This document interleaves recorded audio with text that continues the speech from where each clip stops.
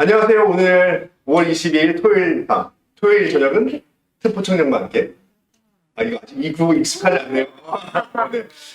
뜨거운 토요일 밤은 뜨거운 특보 청년과 함께. 이거 요즘 제가 지금 밀고 있는 겁니다. 네. 근데 많이 여기 청년들 많이 오셨으면 좋겠습니다. 오늘도 여전히 변함없이 함께 해주시는 여러분 감사드리고요. 오늘은 또 특별한 손님을 모셨습니다. 트루스포럼에서 거의 처음인 것 같은데 북 콘서트. 새로 난 책을 이제 소개하는 시간을 가지려고 합니다. 애국가를 부르면은 도해물과 백두산. 바다에 백두산을 품었어요. 바다를 품은 백두산. 무슨 내용일지 사실 궁금한데, 바다를 품은 백두산, 우리 여기 계신 분들 잘 아실 것 같아요. 최영석 함장님의 일대기를 다룬 책입니다. 그 책을 기획하시고, 또 이게 그냥 책만 나오는 게 아니라 오디오북도 나와요. 오디오북을 또 총제작하셨습니다. 팀 작당들의 대표이시고, 영화 부역자들 1, 2, 3 거의 500만 뷰를 하신 그 작당들의 최공재 감독님을 소개합니다. 박수! 최공재 감독님 축복합니다. 감사합니다.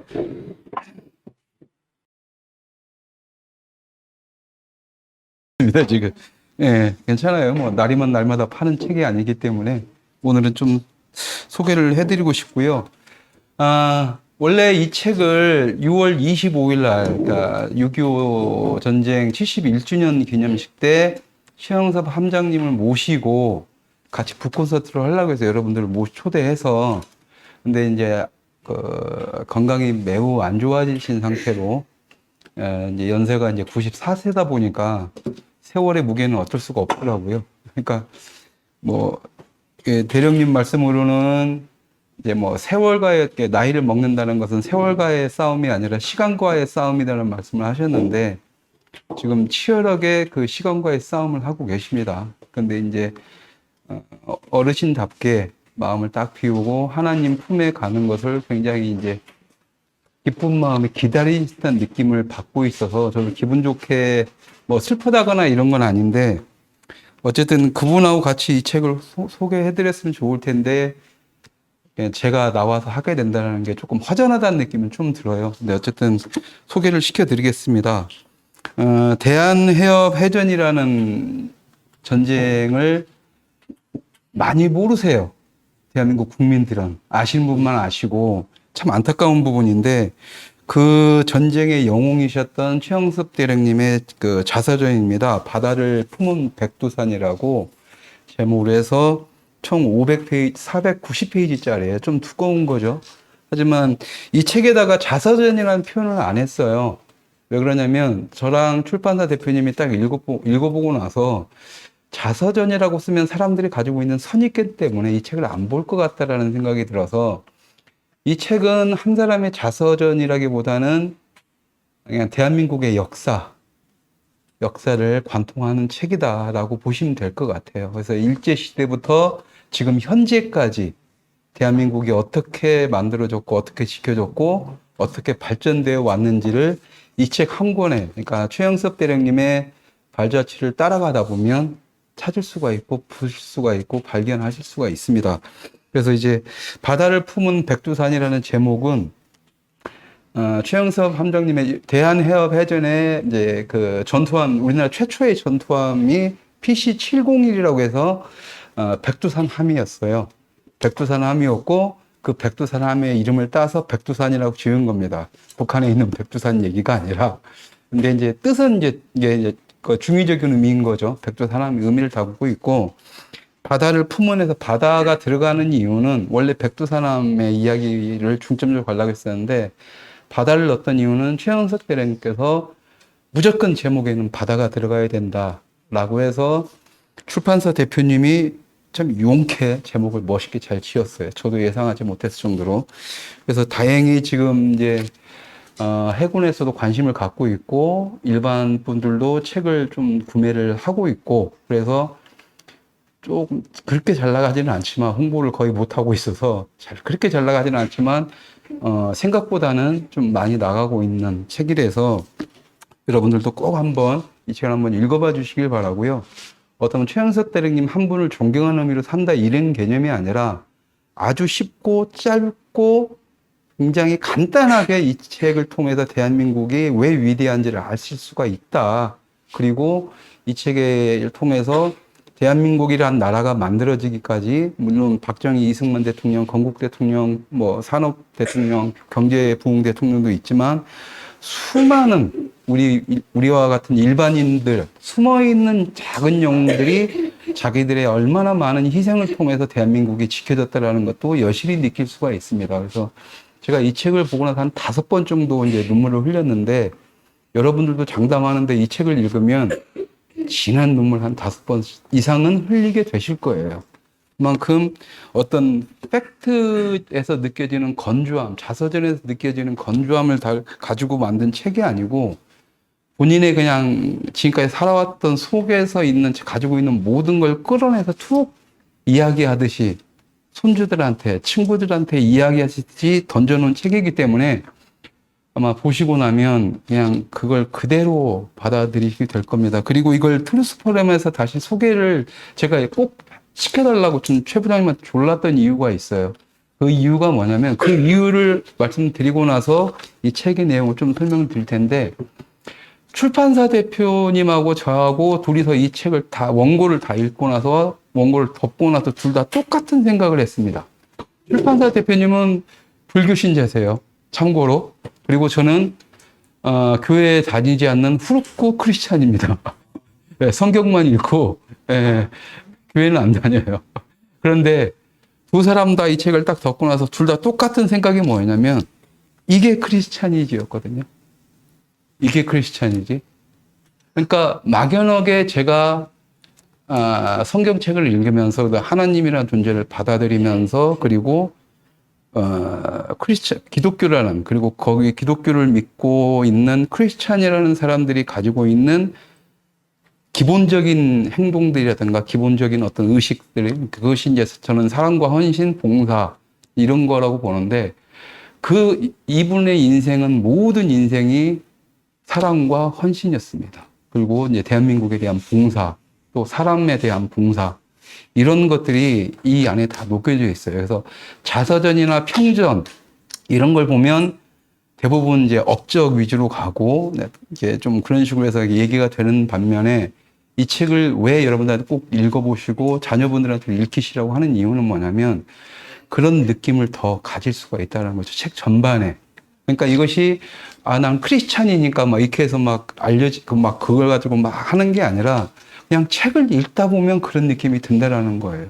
그리고 이런 크리스찬이라면 정말 우리가 뭐 할 말 없지라고 할 정도로 출판사 대표님도 저한테 그래요. 야, 이 크리스찬이 이래야 되는 거 아니야? 왜 저한테 그러세요? 그렇게 했는데 그 정도로 그렇다고 해서 이 책에서 막 나는 하나님을 믿습니다. 뭐 하나님이 뭐 하라는 뭐 기독교 교리에 따라서 이런 말씀은 전혀 없습니다. 그냥 이렇게 자기는 그렇게 행동하는 것을 통해서 크리스찬의 그다음에 성경의 의미를 전달하고 행동으로 보여주신 그런 분이라서 꼭 교인들 크리스찬들이라면 이 책을 좀 보셨으면 하는 마음에 최 부장님한테 전화를 해가지고 다른 데는 모르겠는데 트루스포럼에서는 꼭 한번 이걸 했으면 좋겠다라고 했고요. 그래서 오늘 나오게 됐습니다. 그래서 여러분들 만나서 이 책을 소개할 수 있다는 게 너무 제 입장에서는 기분이 좋아요.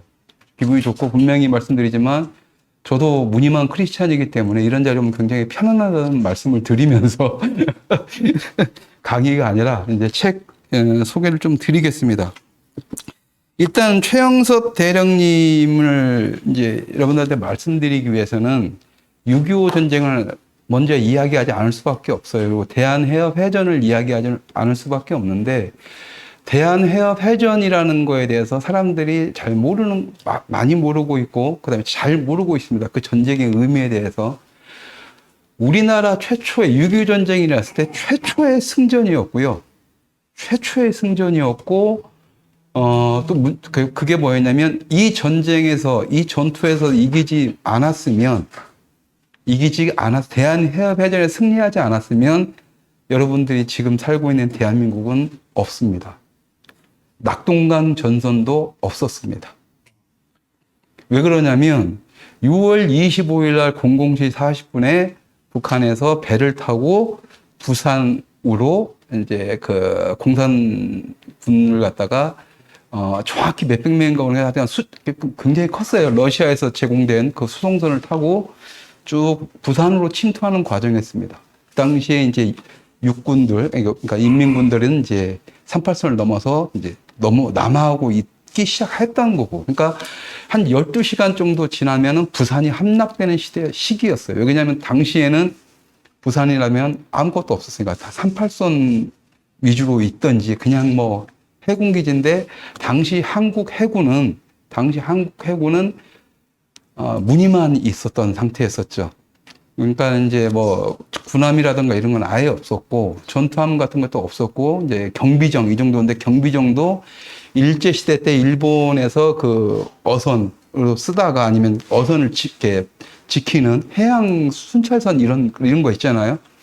그리고 이제 그런 걸로 쓰다가 이제 버리고 간 것들을 갖다가 그냥 해군에서 받아서 이제 경비선으로 썼던 건데 그런 거밖에 없었는데 이 백두산 함을 미국에서 그냥 버리기 지나 학생들께 교육용 해군 사관학교 학생들 교육용으로 쓰던 걸 돈 주고 사온 거예요. 근데 이 돈 주고 사온 걸 어떻게 사왔냐면 당시에 하도 돈이 없으니까 이승만 대통령도 이걸 이제 배를 살 수 있는 여건이 안 된 거죠.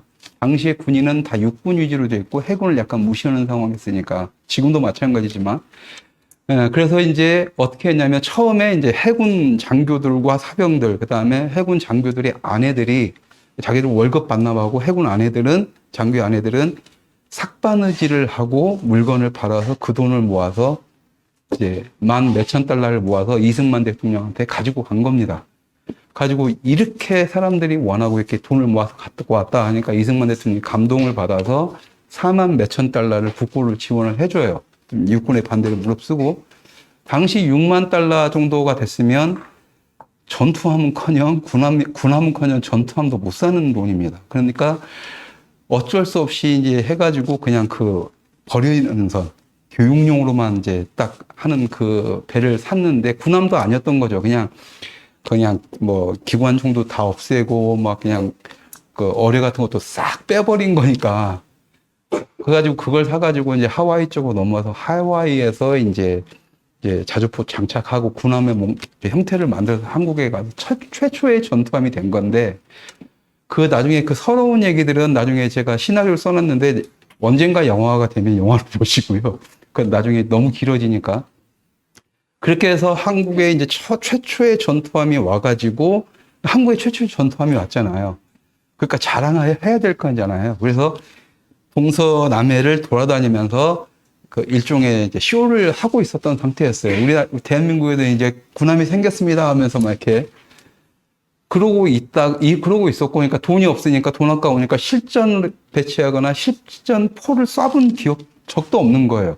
그냥 연습으로만 발사하면 발사, 쾅, 와, 이걸로 끄셨던 거예요. 당시 훈련도. 가지고 근데 딱 올라가고 있는데, 가지고 경비를 하고 있고, 이렇게 좀 이제 동해 쪽으로 가고 있는데, 갑자기 그 배를 만난 거죠. 그리고 이제 육지에서는 이제 6.25가 터졌다는 소식이 듣고, 그래가지고 이제 가서 격침을 해가지고 부산을 차단시켰던 거죠. 오는 것을. 그러니까 육군끼리 싸우면서 버티고 있을 때 만약에 그때까지 무너졌으면 그 부산이 무너졌으면 그때 침투가 됐으면 파죽지세로 낙동강이고 뭐고 그냥 쫙 끝났던 상황이 됐던 겁니다. 왜? 그 당시 때 되면은 그 낙동강 전선 딱 올 때쯤 되면은 이미 대구라든가 서해 쪽까지 다 무너지고 있었고 낙동강이 뚫리는 순간 됐는데 부산에서 그냥 6.25 당일날 부산이 뚫려버렸으면 그냥 끝난 거였었죠. 그만큼 대한해협해전은 6.25 전쟁사에서 가장 중요한 부분입니다. 가장 중요한 부분인데 이 부분이 빠졌고요. 여러분들 영화 연평해전 보셨죠? 연평해전 보면 막 기관사가 막 쏘다가 막 대한민국 만세부터 죽는 장면 있잖아요. 실제 연평해전에서는 그런 일은 없었습니다. 연평해전에서는 그런 일은 없었는데 실제 그 일은 백두산함 대한해협 해전에서 일어났어요. 전병희, 김창학, 삼등병제라고 해서 우리나라 따지면 지금 육군을 따지면 한 1병, 상병 정도 되는 두 일반 사병이었었는데 이 친구들이 이제 북한과 싸우다가 이제 둘이 이제 거의 전사를 합니다. 총을 맞고 이제 죽어가는 과정에서 이제 승전을 하고 최영섭 대령님이 이제 걔네들 살리러 이제 내려갔는데 대한민국 어떻게 됐느냐. 그러니까 이제 이겼다. 그러니까 너희들 좀 기운내고 정신 차리라니까는 대한민국을 부탁합니다 하면서 이제 대한민국 하면서 점점점 하면서 숨을 거뒀던 거죠. 근데 그것이 이제 최영섭 이 책에 보면 최영섭 대령님은 대한민국 만세를 부르고 싶었을 거다. 그리고 대한민국을 잘 부탁합니다라고 하면서 죽었을 거다. 이제 그렇게 말씀하시는 장면이 있는데 이제 굉장히 울컥하는 그 장면이죠. 끝까지 당시 군인들은 왜 그런 마인드를 가졌냐면 일제시대에서 벗어났잖아요. 나라 없는 서름을 겪어봤던 사람들이죠. 그러니까 자기 나라가 생겼고 자기 나라에서 군인들이다 보니까 나라에서 주는 돈을 먹고 살 수가 있게 해줬고 군복을 입고 근데 만약에 이런 나라를 또 북한군한테 인민군한테 뺏겨서 자기 조국을 잃어버리면 또 일제시대 때 나라 없는 서름으로 돌아가야 된다라는 그게 더 있었던 거죠. 그러니까 죽음이 무섭지를 않았던 거예요.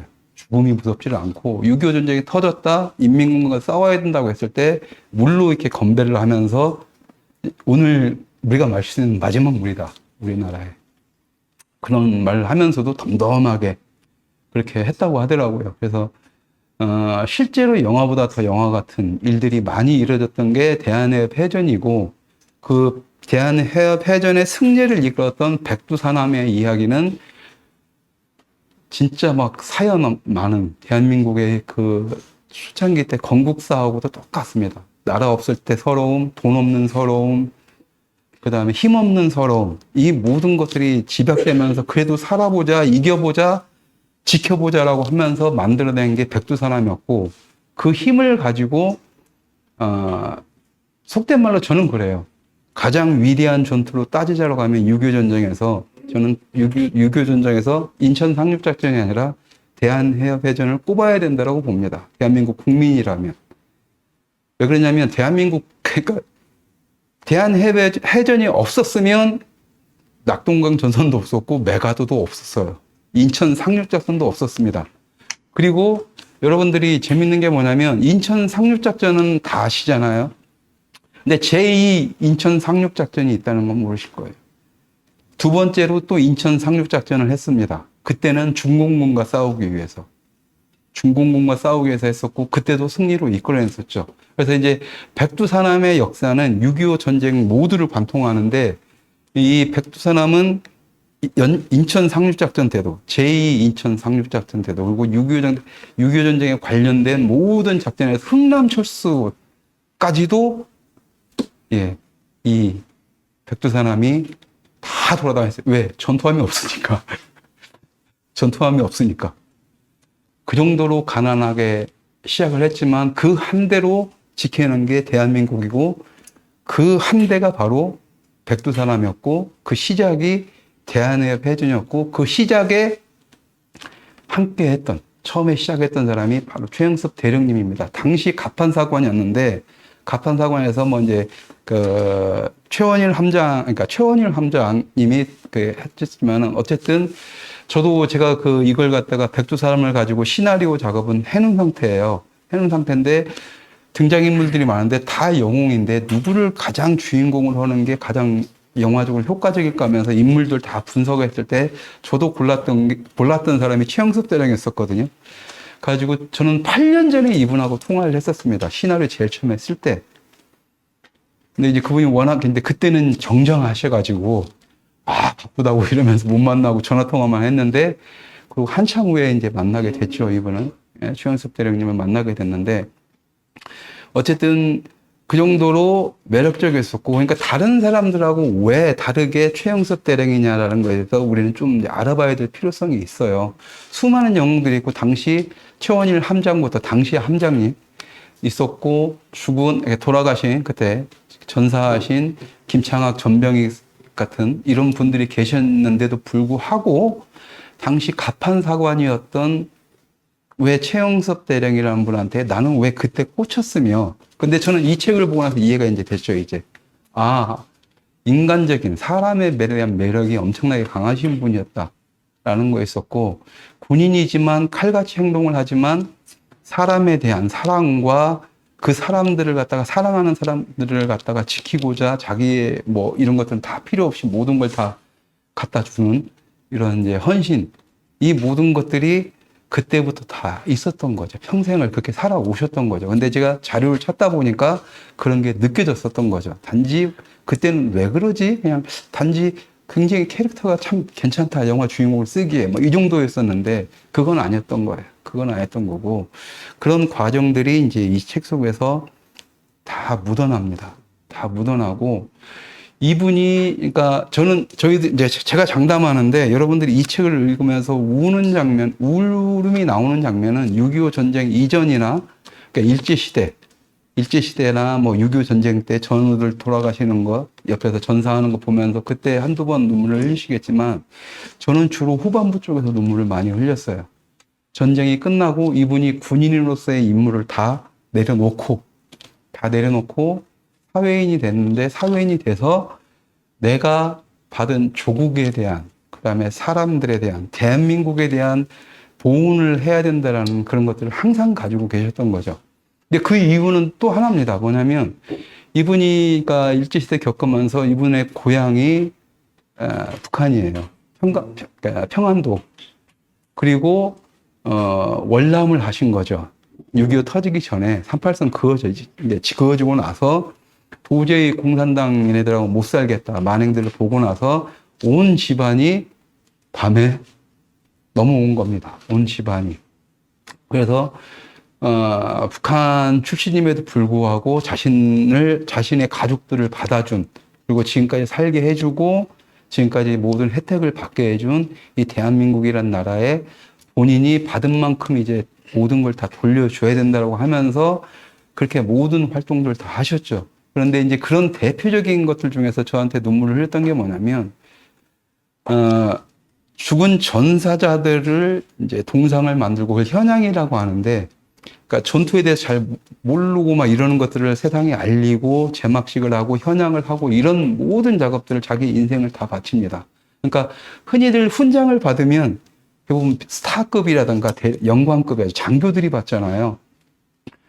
그런데 본인은 자기가 함장 시절에 전투에서 이긴 걸 갖다가 훈장에 수여됨에도 불구하고 훈장도 포기하고 안 받고 자기 부하들한테 주기도 하고, 아까 말씀드렸던 대한해외전에 돌아가셨던 분들 그 두 분의 50년이 지난 후에 그 가족들을 기어이 찾아내서 그분들한테 이렇게 여동생들이었는데 이렇게 오빠의 기억도 안 나는 거죠. 50년 전이니까 기억이 나겠습니까? 사진을 건네주고 훈장까지 수여해주고 동상 제막식까지 다 하게 해주면서 그 여동생들이 막 눈물을 흘린 장면이 있어요. 어머니랑 뭐 이런저런 얘기가 있는데, 그건 뭐 눈물을 흘릴 수밖에 없죠. 근데 그렇게 계속 그렇게 살아오신 분이세요. 그리고 여러분들 이렇게 장사리 상륙작전 아시잖아요. 영화 봤잖아요. 장사 상륙작전 해가지고 장사전투. 학도병들 나와서 학생들 막 무참히 죽어갔던, 그것도 알려진 게 얼마 안 됐습니다. 근데 그걸 알린 사람이 바로 최영섭 대령님이에요. 그러니까 우리나라의 전쟁, 전투, 전사에 대해서 이렇게 사람들이 모르면 대한민국은 왜 위대하고 왜 지켜져야 되고 왜 소중한지를 모르는데 너무 안 알려졌다 하면서 계속 알리는 작업을 했던 거죠. 그러니까 최영섭 대령님이 아니셨으면 장사 상륙작전에 대해서 사람들은 몰랐을 거고, 10대 때 16, 17에 앳된 나이에 나라 지키겠다고 전쟁터에 참여했다가 죽어간 청년들, 학생들이, 청년도 아니죠, 청소년들이죠. 그 학생들의 그런 넋이라든가 영웅담을 누구도 알 수가 없는 상태가 됐겠죠. 그래서 이제 그런 전투들을 알리는 작업들 다 하셨고, 또 사회에서 대한민국 국민들이 먹고 살게 해주기 위해서 많은 노력을 또 하셨어요. 여러분들 지금 가락 농수산물 시장이나 저기 노량진 수산시장, 그러니까 편하게 가서 싸게 저렴하게 사시사철 먹고 싶은 거 드시잖아요. 그것도 만드신 분이 이분이에요. 예. 그게 이제 어떻게 된 거냐면 이겁니다. 그러니까 박정희 정권이 이제 군사 정권이 들어오고 나서 그 국가재건 최고위원회라는 거 만들어서 대통령 되기 전에 그러면서 이제 박정희 대통령의 최고 그것은 먹고 살게 해주는 거였잖아요. 먹고 사는 게 가장 시급한 거였으니까. 그때 최영섭 대령님이 네, 그때 그 행정참모 비서였습니다. 행정비서. 그래가지고 이제 이렇게 먹고 살게 해주고 뭐 돈 쓰고 뭐 돈 만들고 뭐 이런 작업들을 다 했던 거예요. 옆에 비서로 있으면서. 그래가지고 부산에 갔더니 부산에는 생선이 넘쳐나고 먹을 게 많은데 이게 때를 지나면 못 먹잖아요. 서울에 올라가면 상해버리니까 다 제철 음식이니까. 그러니까 많이 나올 때는 되게 싸고 없을 때는 되게 비싸고 하니까 오히려 서민들이 먹을 수도 없는 거잖아요. 그래서 안 되겠다 싶어서 해외 쪽에 있는 사람들을 불러다가 투자자들을 불러다가 이게 설득을 시키고 뭘 하고 해서 부산 가서 막 부산 온천 가가지고 막 호텔 사장이라 종업원들한테 사정타정 해가면서 막 해가지고 차관을 따냅니다.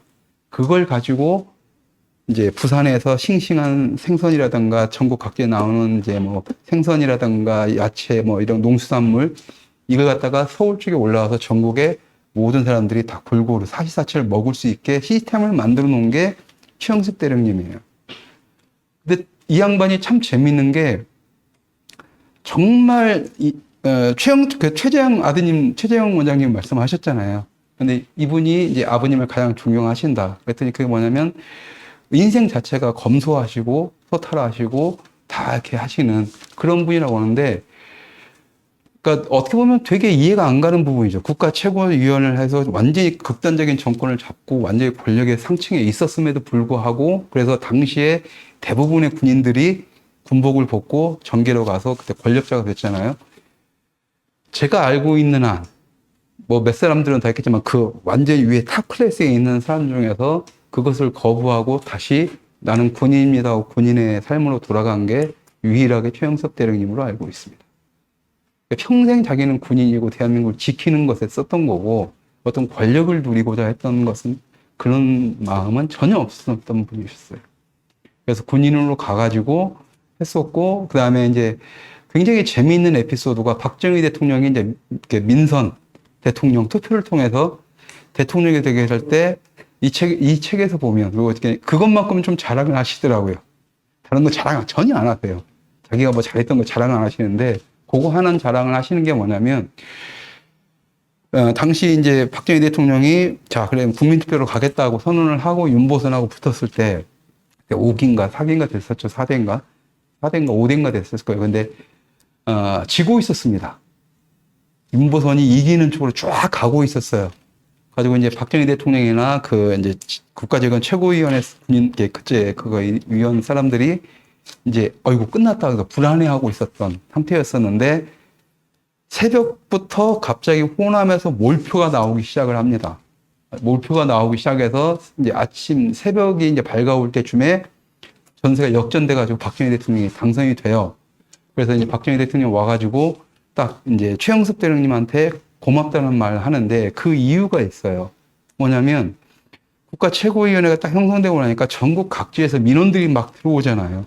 민원들이 막 들어오는데 그때 박정희 정부는 이제 경부선부터 그때 머릿속에 구상해 놓은 게 해가지고 부산 해가지고 이쪽을 통해서 일단은 선택과 집중을 해서 이제 키운다 이제 이 관점으로 가고 있었던 거죠. 그러니까 부산이라든가 경상도 뭐 이렇게 이쪽에서는 민원이 들어오면 바로바로 해결해 주는데 이제 상대적으로 뭐 이렇게 비옥하다 먹고 살만하다는 호남 쪽에다가 관심을 안 두고 있었던 거예요. 근데 이제 최영섭 대령은 아니다. 국가가 잘 되려면 골고루 다 해줘야 되는데 이렇게 가면 안 된다 해가지고 다 무시하고 있는데 본인이 호남하고 이런 쪽을 갖다가 다 챙긴 겁니다. 민원을 다 챙긴 거예요.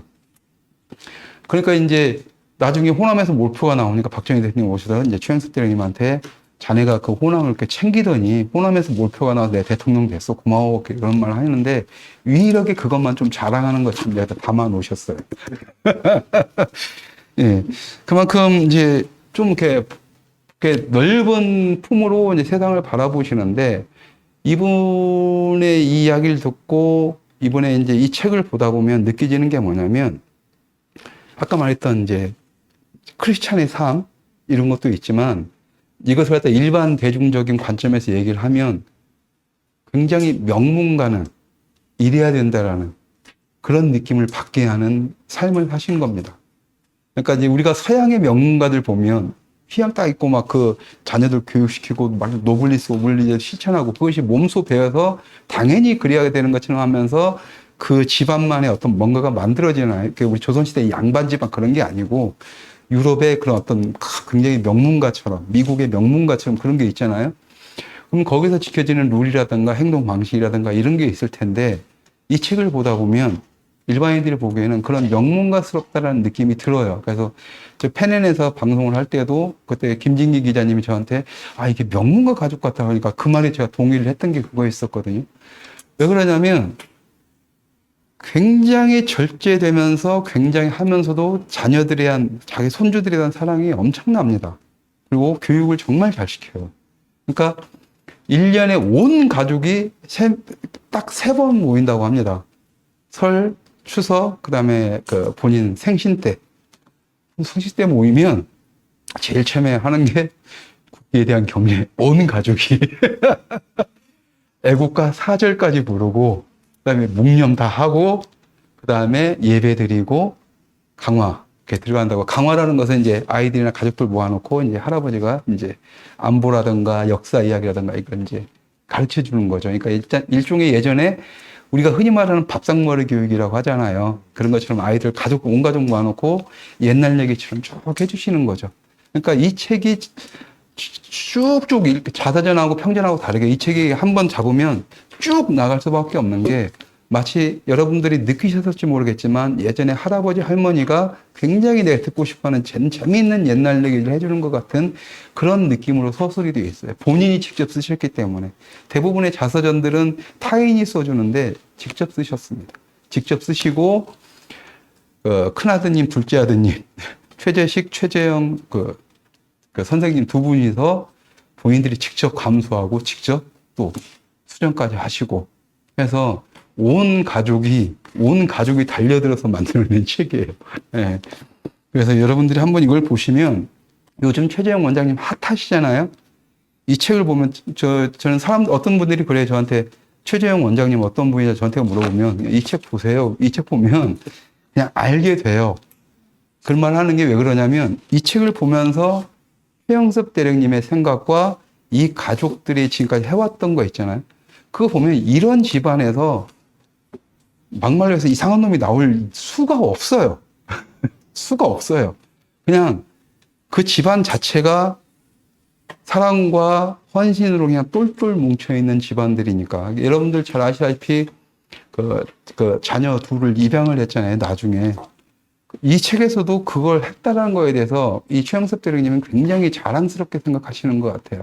남들이 안 하고 있던 가족에 대한 이것을 없던 애들을 가족을 만들어줬다. 이것을 굉장히 자랑스러워 하시고, 그렇게 해서 입양한 애와 롯데자이언트 개막식 때 시구를 한 적이 있어요. 아니, 개막식이 아니라 6.25 행사 때 시구를 한 적이 있는데, 그때 자기 손주죠. 손주랑 그렇게 시구와 시타자로 나왔었는데, 그걸 지금도 굉장히 자랑스러워 하실 정도로 정말 자기 자식, 자기 새끼로 받아들인 이런 분이라서, 그걸 보다 보면, 그래요. 그러니까, 1년에 최소한 3번씩 온 가족이 애국가 부르고 국기에 대한 영리 해야 되는 데서 없던 애국심도 생길 수밖에 없거든요. 그러니까 이 책에서 최영섭 대령님이 가지고 있는 길게 관통하는 것은 2가지입니다.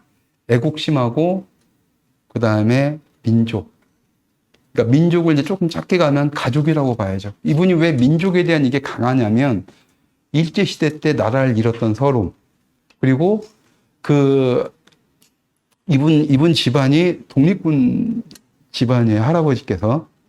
그러니까 독립군 집안부터 일제시대 때 하는데, 그렇다고 해서 지금의 대한민국 사람들처럼 반일 코스프레를 하는 건 아니었고요.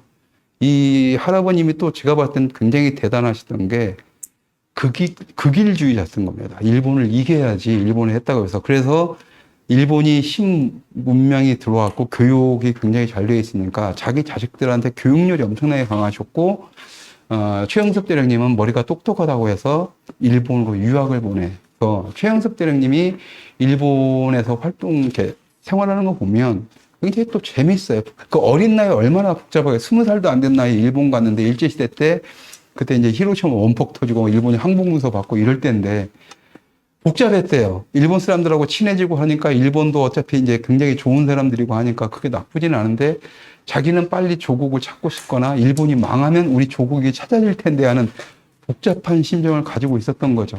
그럼에도 불구하고 사람에 대한 애정하고 그러면서 지금 이 책에서도 그때 자기를 도와줬던 병원에서 잡일하면서 이렇게 먹고 살고 했었는데 독학을 하는데 그때 그 병원을 지금도 다시 찾아가고 싶어 하는 마지막 이 책이 나왔을 때.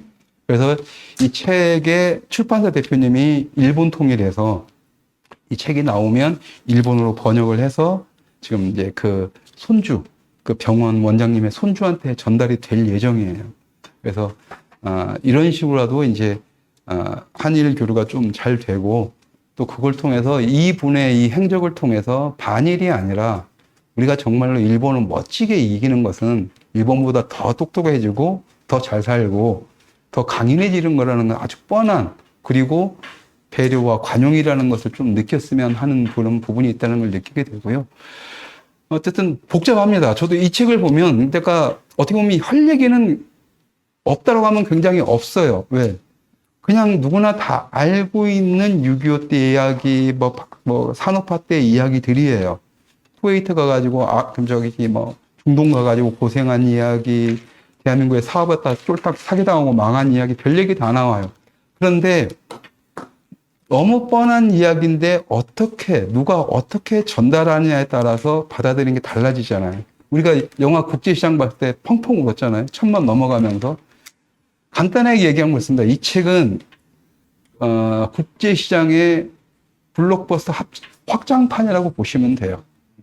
국제시장은 단지 내 아버지의 어떤 그 한 사람의 모습을 통해서라면 이 최영섭 대령님의 이 바다를 품은 백두산은 이분의 발자취를 따라가다 보면 자연스럽게 그냥 제가 아버지의 손을 잡고 할아버지의 손을 잡고 일제시대 때부터 지금까지 시간여행을 하는 듯한 느낌이 듭니다. 아주 재미있는 옛날 얘기 들으면서. 그렇기 때문에 솔직히 말하면 딱 덮고 나면 와 재밌다 이 느낌이 드는 게 맞아요. 이 책은. 그래서 꼭 보시라고 권해드리는 거예요. 재미가 없으면 아무리 뜻이 좋고 뭐하고 하면 솔직히 그렇잖아요. 저도 성경을 다른 사람들 그거 끝까지 저는 안 읽었다고 보는데 사람들이 저를 성경을 끝까지 안 읽을 줄 아는데 2번이나 독파를 했어요. 최종훈 부장님이 제일 안 믿거든요. 근데 재밌으니까 읽게 되는 거죠. 솔직히 재미없으면 안 읽어. 제가 불교도 어렸을 때 불교도 다녔었는데 불교 안 읽었던 이유는 일단 너무 많고요. 한문이라서 재미가 없어서 안 읽어서 그러는 거예요. 재미가 없으면 안 읽어지는데 이 책은 분명히 그런 부분이 있고 간단해요. 그러니까 뭐 그냥 오로지 좀 정치판, 나 정치만 관심이 있어가지고 요즘 최재형 핫하던데 최재형이 어떤데 궁금한 사람들 있잖아요. 그분들도 이 책을 읽으시면 돼요. 그러면은 그냥 뭐 신경 안 쓰셔도 돼요. 그리고 이제 최영섭 대령님께서는 자기 자식들에 대한 프라이드가 굉장히 강하세요. 굉장히 강하시고 또 며느리들한테 대한 그런 애정도 굉장히 강하신데 그 중에서도 좀 특히 최재형 원장님에 대한 애착이 좀 더 강하신 것 같고 최재형 원장님이 이제 그 나중에 그 사회에서 아까 말했던 전사자 찾아다니고 현양하고 막 뭐 하는 그런 부분들에 대해서 굉장히 많이 도움을 주면서 그러니까 아버님 제가 봤을 때는 아버님하고 똑같은 삶을 사시는 것 같아요. 그렇게 살 수밖에 없고 이 책을 보면 온 집안 형제분들도 제가 만나봤는데 다 그렇게 사시는 것 같고 며느님들도 굉장히 큰 며느님은 무서워요. 어쩔 때 보면 그 집안을 군인 집안을 책임지고 끌고 가시는 분이시니까 무서워야 되는 게 정상인데 무서워요. 어쩔 때. 근데 이제 둘째 며느님은 굉장히 부드럽고 자상하시고 인자하시고 그러시죠. 아마 플스 프롬 쪽하고도 연결이 되지 않았을까. 왜냐하면 그분들도 다 독실한 크리스찬이니까. 그리고 여자분들이 잘하셔야 됩니다. 여자분들이. 최영섭 대령님께서 교회에 다니게 된 이유는 그때 지금 결혼하신 사모님 있잖아요. 사모님이 당시에 크리스찬이었어요. 그러니까 군대에 있을 때 훈련 나갔다가 어쩌다 간만에 들어오면 데이트를 나가는데 주말만 되면 교회 땡땡 종만 치면 그냥 가버리셨대요. 정말 짜증나가지고 나나 교회 둘 중에 하나를 택하려니까 여자분이 활짝 웃으면서 그냥 가셨대요, 교회로. 열받아 쫓아갈 때잖아요. 그래서 근데 그렇다고 그래서 뭐 교회를 나가신 건 아니고 그 할아버지 때부터 독립운동 하시면서 그다음에 일본에서 일본 교육 받으시면서 그때부터 집안이 이제 크리스찬이었던 것 같아요. 그러니까 굉장히 깨어 있고 신분을 받아들인 집안이기도 하죠.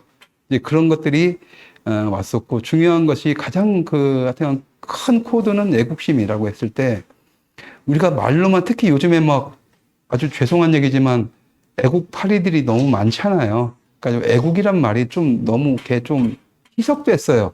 흔히 말하는 좌우 양쪽에서 서로 애국이라고 하니까 애국이 뭔지에 대한 개념이 사라져 버렸거든요.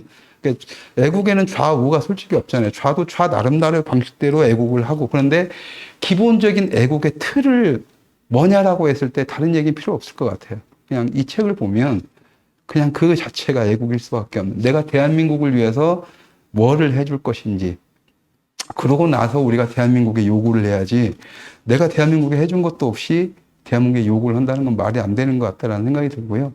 그러니까 람보2 영화 보면 제가 제일 좋아하는 대사가 있는데 원하는 게 뭐냐 포로 구해오고 했을 때 원하는 게 뭐냐 했을 때 람보가 딱 그러죠. 이제 내가 원하는 건 그리고 이제 포로들 저들이 원하는 건 딱 하나다.